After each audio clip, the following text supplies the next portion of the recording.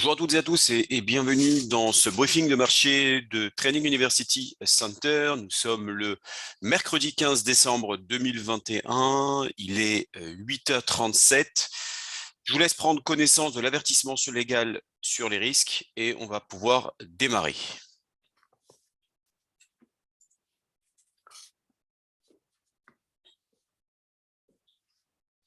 Impeccable. Alors, donc la journée du mercredi 15 décembre 2021, jour J, c'est la journée cruciale avant bien sûr les fêtes. Comme je l'avais évoqué plusieurs fois, il s'agit de l'événement majeur de la semaine et je dirais du catalyseur le plus probable des ruptures. Mais avant tout, bien sûr, nous aurons d'abord les ventes au détail américaines qui seront publiées avant le FOMC de ce soir, donc la réunion de la dernière réserve fédérale américaine. Vous le verrez bien sûr sur l'agenda boursier.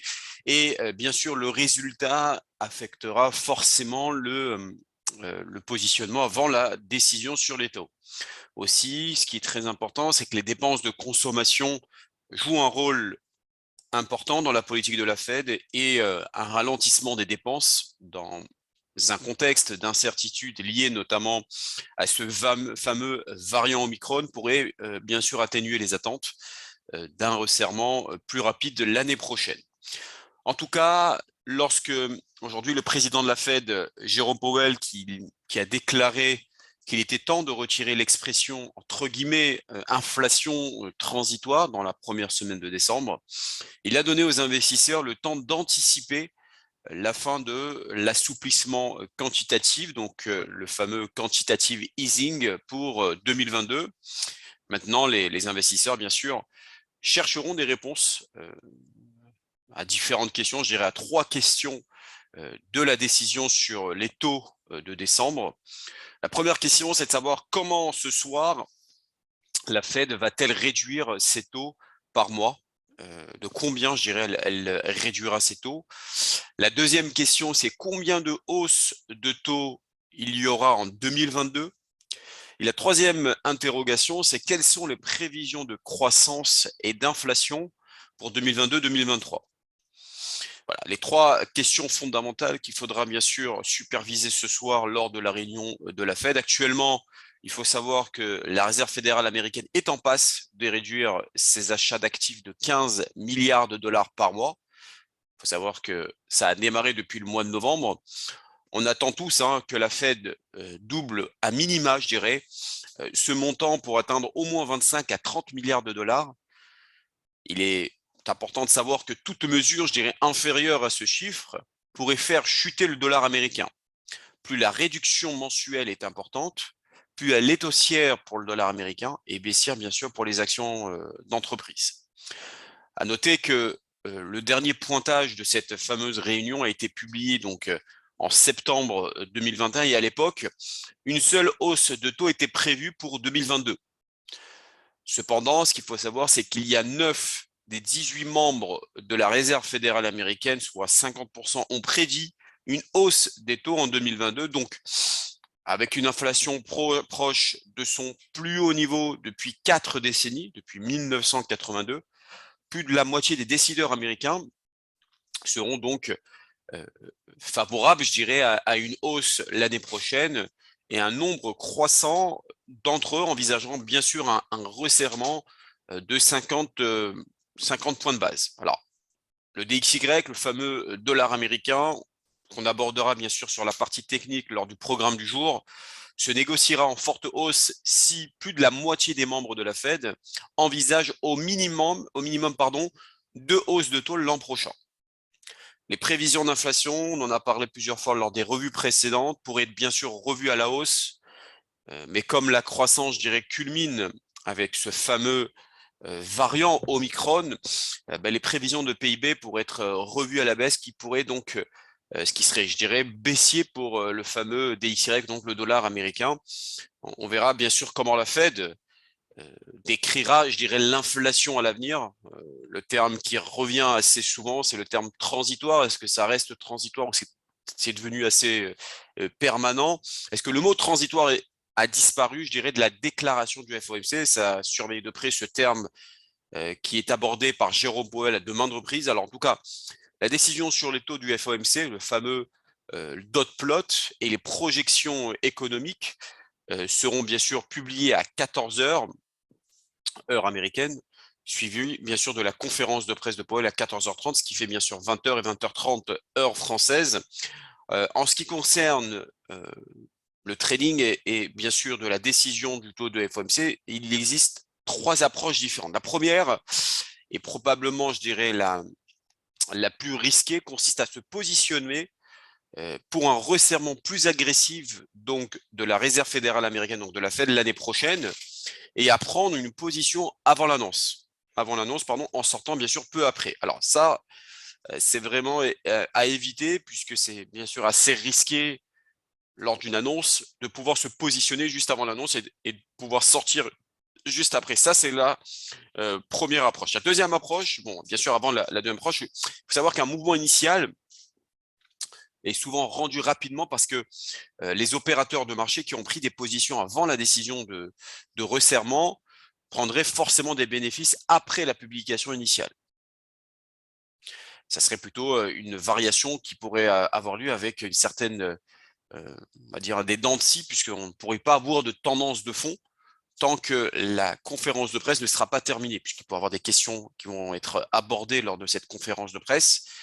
Et donc, tout dépendra des réponses qui seront abordées par les différents membres de la Fed.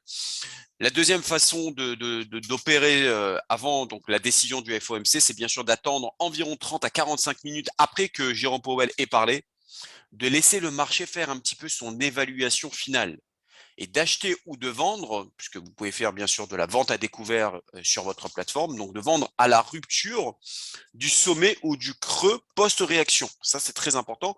Donc, vous patientez un petit peu.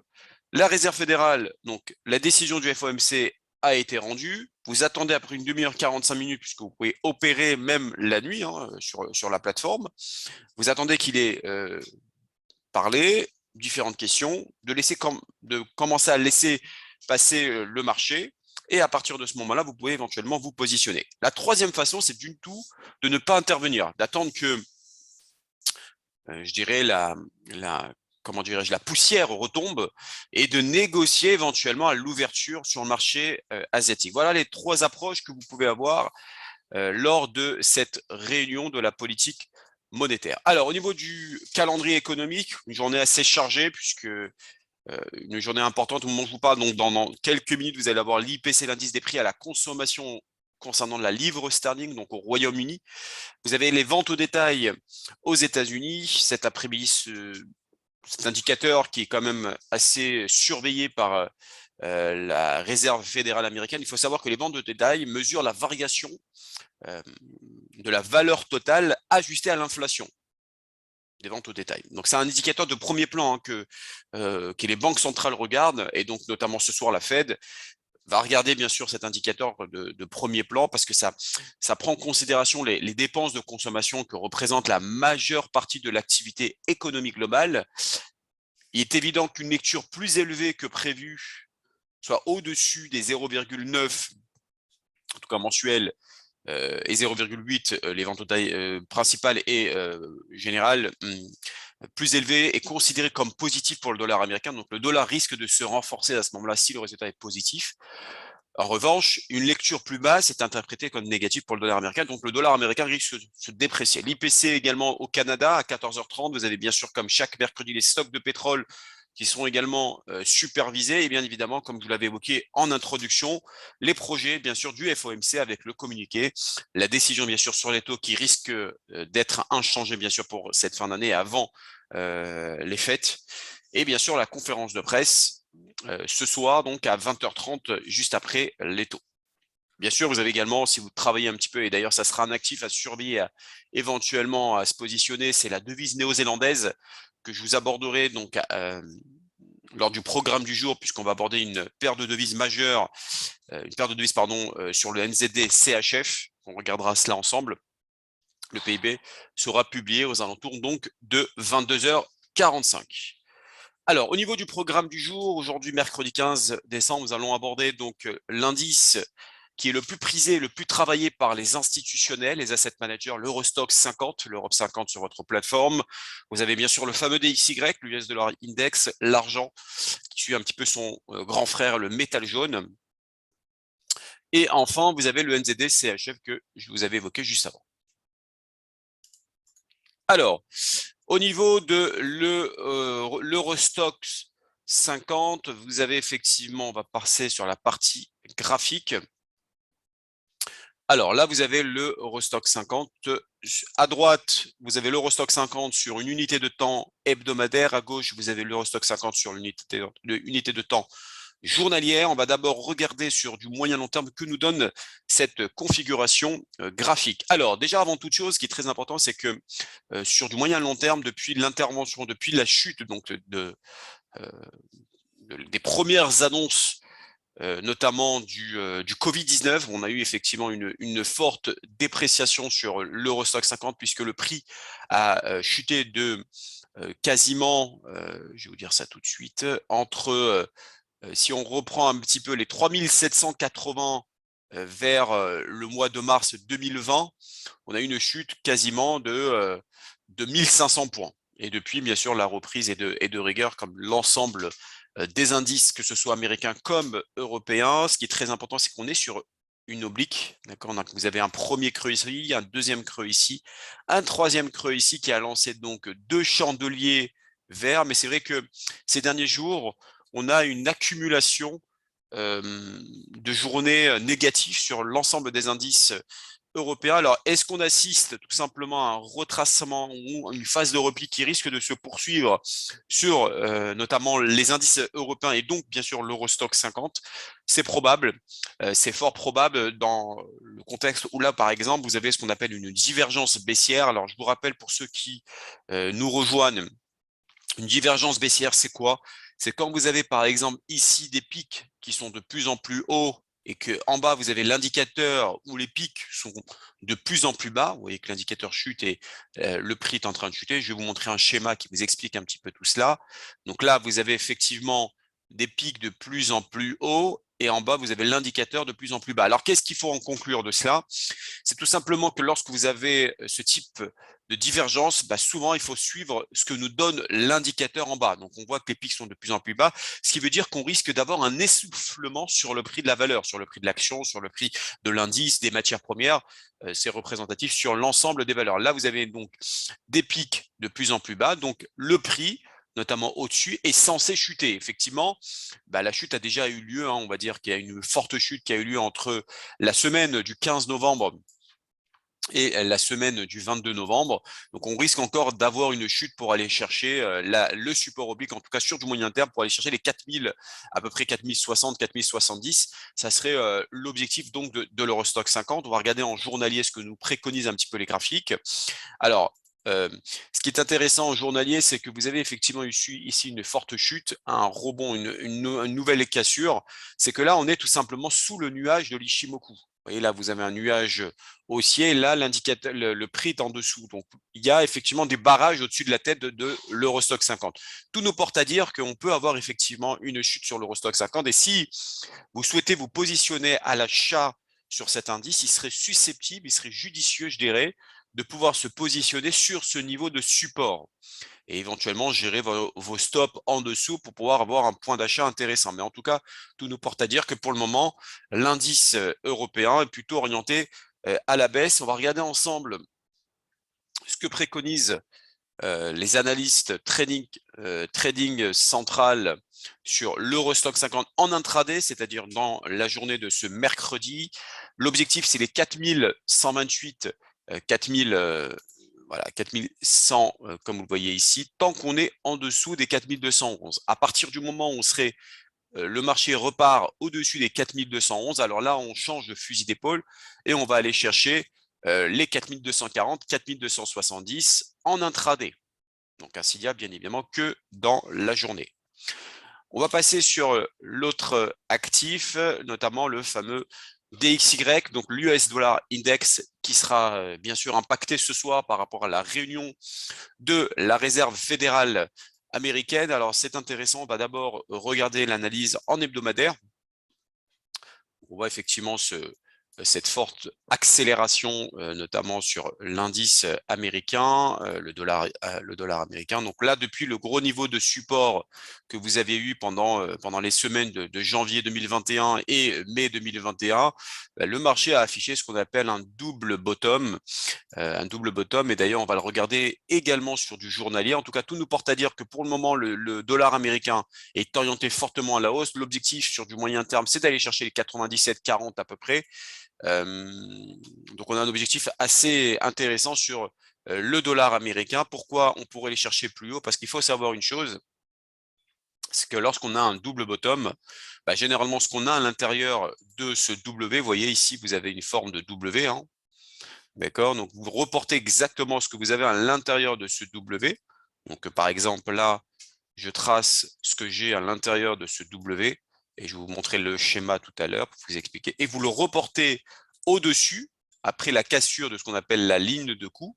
Donc la ligne de coup, c'est cette fameuse résistance que vous avez ici. On pourrait aller chercher comme objectif sur du moyen terme, et d'ailleurs c'est le plat que vous avez ici en SSB, c'est les 98,80. Alors je vous représente le schéma. Ici vous avez le schéma de la ligne effectivement du double bottom. Ça c'est un double bottom.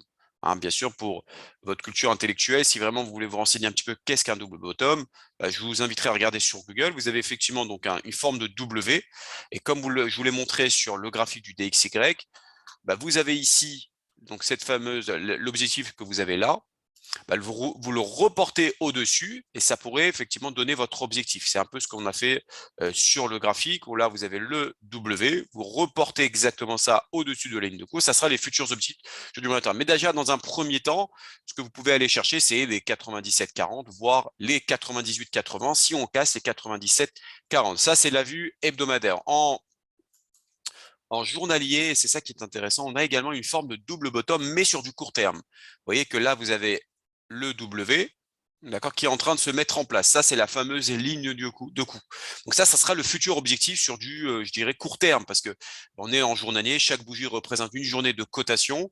Je vous remontre un petit peu rapidement ce qu'est un double bottom. Là, vous voyez que c'est à peu près le même schéma, sauf que là, bon, ça revient d'en haut, mais vous pouvez effectivement avoir également même d'en bas. Donc, si vous avez ici un double bottom, l'objectif c'est d'aller chercher cette résistance autour des 96-80 sur du court terme. Ça pourrait être un objectif intéressant à aller chercher. On va regarder ensemble ce que préconisent bien sûr les analystes trading central sur du court terme. Leur objectif c'est d'aller chercher les 96-60, 96-75. C'est un peu l'objectif qui est donné en journalier. Vous pouvez effectivement aller chercher cet objectif tant qu'on est au-dessus des 96-35. En revanche, si le marché passe en dessous des 96,35, à ce moment-là, on pourrait avoir une chute pour aller chercher sur du court terme les 96,23, 96,10 sur de l'intraday. L'argent métal, le petit frère, donc comme je vous l'avais évoqué, du métal jaune qui a subi une très très forte correction hier, l'or américain, qui commence un petit peu à se reprendre, mais ça reste totalement sous pression, pardon. On va regarder ensemble la configuration graphique pour savoir un petit peu ce que nous préconise ce fameux graphique. Alors, ce qui est intéressant, c'est qu'on est en train de tester un niveau majeur hein, sur l'or. Ici, vous avez un niveau de support qui a été déterminé depuis le mois de septembre 2020, qui a lancé donc une petite accélération. Vous avez une nouvelle accélération pendant la semaine du mois de novembre 2020, une nouvelle accélération pendant le mois d'août 2021, mois de septembre 2021, et là, on est en train de tester une nouvelle fois au mois de décembre 2021. Il est fort probable que si on casse fortement ce support-là, on pourra aller chercher beaucoup plus bas pour aller chercher les 20,80. En tout cas, ça sera le premier scénario pour une configuration hebdomadaire. Mais attention, la bougie n'est pas terminée. C'est une bougie hebdomadaire, ce qui veut dire que vendredi, on aura la clôture de cette bougie. Si cette bougie nous donne une forme de doji, quelque chose comme ça, à ce moment-là, on pourrait effectivement avoir un retournement aussi. Alors, je vais regarder si j'ai... Non, je n'ai pas de différents doji. J'aurais bien voulu vous montrer qu'est-ce qu'un doji. Alors un doji, c'est une forme de... Alors je vais essayer de voir si je peux vous le montrer ici, si vous avez une configuration. Voilà, c'est une forme comme ça. vous avez effectivement une sorte de bougie d'indécision. C'est une forme d'indécision où vous avez une mèche totale et vous avez un petit corps. Donc, lorsque le petit corps est comme ça veut dire que l'ouverture et la clôture donc, de la semaine, puisqu'on est en hebdomadaire, se clôture plus ou moins au même prix. Et donc, ça veut dire qu'on est sur de l'indécision. Et là, on est sur un niveau de support, ce qui veut dire que si on a un doji ici sur un niveau de support, tout nous porte à dire que la semaine prochaine, on pourrait avoir un rebond. Mais étant donné qu'on est dans une pour le moment, hein, on a eu 4 bougies, 4 chandeliers baissiers, ce qui veut dire que pour le moment, on est dans une configuration baissière et effectivement, le marché pourrait être amené à continuer à chuter. L'indicateur, pour le moment, n'est pas survendu. Si vous regardez l'indicateur RSI n'est pas survendu, puisque généralement, lorsqu'on est survendu sur un niveau de support, le marché pourrait reprendre de plus belle. Regardez ici, par exemple, on est survendu, on était sur un niveau de support et hop, le marché est reparti. Ici, on était en surachat, puisque je vous rappelle que les surachats et les surventes, c'est d'abord la survente, c'est quand on est en dessous de 30 sur l'indicateur RSI. Surachat, lorsqu'on est au-dessus de 70 sur l'indicateur RSI. Donc, généralement, lorsqu'on est en surachat et on peut avoir des divergences baissières où on est sur des niveaux de résistance ici, le marché a tendance à décélérer. Et lorsqu'on est en survente et qu'on a, par exemple, ici, par exemple, là, je vous le trace, on a effectivement une divergence haussière. Pourquoi une divergence haussière? Parce que regardez ici, les creux sont de plus en plus bas, alors qu'en bas sur l'indicateur RSI, vous avez des creux qui sont de plus en plus hauts. Et donc, regardez ce qui se passe après, le prix commence à monter. C'est un peu la configuration que vous pouvez avoir ici. Vous voyez, une divergence, là vous avez une divergence baissière, une divergence haussière, c'est exactement la même configuration. Ouais, donc une divergence haussière, c'est ce que vous avez ici, hein, divergence haussière, lorsque vous avez le prix qui est de plus en plus bas, mais vous avez l'indicateur qui monte. Et généralement, quand l'indicateur est en train de monter au niveau des creux, c'est souvent ce qui se passe, c'est que le marché a tendance à repartir à la hausse derrière. Donc, il faut toujours suivre l'indicateur lorsque vous avez des divergences haussières ou baissières. Tout nous porte à dire que pour le moment, ça reste baissier. Sur du journalier, vous avez effectivement l'objectif sur du court terme, c'est d'aller chercher, je vais vous donner l'objectif, ça serait plutôt ce niveau de support qui serait en corrélation avec la bande de Bollinger inférieure. Et là, effectivement, on pourrait aller chercher des points d'achat, même sur du court terme. Donc, ça peut être intéressant. Ici, depuis que la cassure de cette oblique, puisque vous avez effectivement une oblique ici, vous savez que les supports, les résistances peuvent être horizontaux comme ils peuvent être obliques. Depuis la cassure de cette fameuse oblique lors de la journée du 22 novembre 2021, on a une forte décélération. Alors, ça pourrait se stabiliser à ce niveau-là. Et c'est là où on pourrait avoir de nouveaux acheteurs. Par ailleurs, ce qu'il faut savoir, c'est que ici, vous avez effectivement une sorte de divergence haussière. On est survendu. Donc, ce qui pourrait être intéressant, c'est de rester baissier jusqu'à ce niveau-là. Et à ce niveau-là, on pourrait prendre des positions d'achat ou éventuellement prendre des ordres différés, des ordres conditionnels qui pourraient se déclencher à ce niveau-là et prendre des positions d'achat. Mais là, pour le moment, ça reste baissier. On va regarder ensemble ce que préconisent les analystes trading central sur du court terme pour cette journée du mercredi 15 décembre 2021. Donc, ça reste baissier tant qu'on est en dessous des 22,12 pour aller chercher 21,67, 21,55. Ça coïncide plus ou moins à ce que je vous avais évoqué sur l'analyse journalière, où là, effectivement, ça serait judicieux d'acheter un petit peu en dessous. Si on regarde un petit peu l'analyse journalière, ça serait aux alentours des 21,50, 21,30, ça serait des points d'achat. Mais pour l'instant, ça reste baissier tant qu'on est en dessous donc de ce fameux niveau. Les 22,12, pardon. NZD-CHF, le dernier actif à laquelle on va aborder, NZD-CHF, donc la devise néo-zélandaise qui sera bien sûr impactée aujourd'hui par rapport au PIB qui sera publié ce soir. Alors déjà, on va regarder sur l'analyse hebdomadaire. Ce qui est intéressant, c'est que vous avez effectivement ici comme une sorte de double top. Alors, c'est quoi un double top? C'est tout simplement des creux que vous pouvez avoir. Je vais essayer de vous retrouver un schéma qui vous explique tout cela, si j'arrive à le retrouver. Ah ouais, effectivement, je l'ai trouvé. Alors, le double top, c'est quoi? C'est tout simplement une forme de M. Vous voyez qu'ici, par exemple, sur le graphique, vous avez une forme de M qui est bien représentée ici. Je vais voir si j'arrive à vous le montrer. Donc, vous avez ici une forme de M. Hop. Donc, elle est représentée comme ça. C'est exactement ce que vous avez ici dans le schéma. Donc, une forme de M. Donc, tendance haussière, ça reprend.